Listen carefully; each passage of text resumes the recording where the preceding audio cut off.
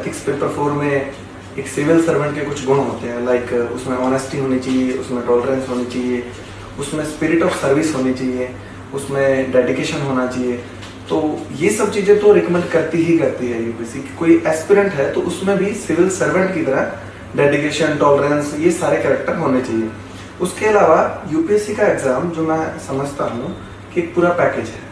जैसे प्रीलिम्स में क्या होता है, प्रीलिम्स में आपका वास्ट नॉलेज देखते हैं कि आप कितना डीप किसी चीज़ को पढ़ सकते हैं, कितना आपने एनालिसिस किया है कोई टॉपिक का, कितना अंदर की तहें आपने खंगाली हैं।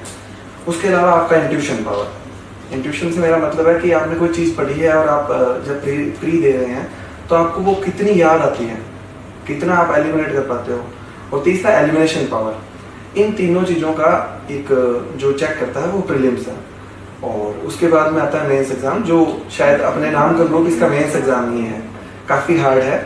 और लेकिन अगर हम अच्छी से स्ट्रेटजी बनाकर प्रयास करें तो शायद उतना हार्ड नहीं है जितना इसका हवा बनाकर रखा हुआ है। मेंस के एग्जाम में यूपीएससी चेक करती है आपकी कुछ चीज़ें। जैसे सबसे पहला पेपर आता है ऐसे का। ऐसे में आपका चेक करती है कि आपका सोचने का तरीका क्या है, आप कितना बैलेंस व्यू में सोच सकते हो। दूसरा, आपका होराइजन दिमाग का, जैसे आपने फैक्ट्स डाले हैं, जो भी एग्जाम्पल डाले हैं वो कितना बड़ा है। और तीसरा, आपकी भाषा शैली या इन सब चीज़ों का जांच होती है।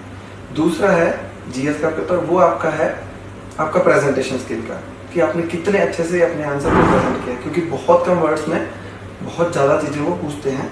तो ये सब आपके उसमें पूछते हैं। तीसरा ऑप्शनल पेपर होता है, जो भी आपके जिस सब्जेक्ट पे आपकी अच्छी पकड़ है उसका चेकिंग होती है। और 2 पेपर भाषा के होते हैं, इंग्लिश और आपकी जो भी रीजनल लैंग्वेज है वो।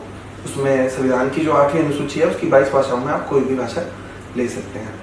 और उसके बाद में आपका पर्सनैलिटी टेस्ट होता है, जो नॉलेज के साथ साथ आपकी जो व्यक्तित्व है उनके अन्य पक्षों पर भी, जैसे आपकी किसी मुद्दे पर क्या राय है, आप कैसे स्टैंड लेते हैं, आपकी प्रॉब्लम सॉल्व कैसे करते हैं, आप में विचारधारात्मक तटस्थता है या नहीं है।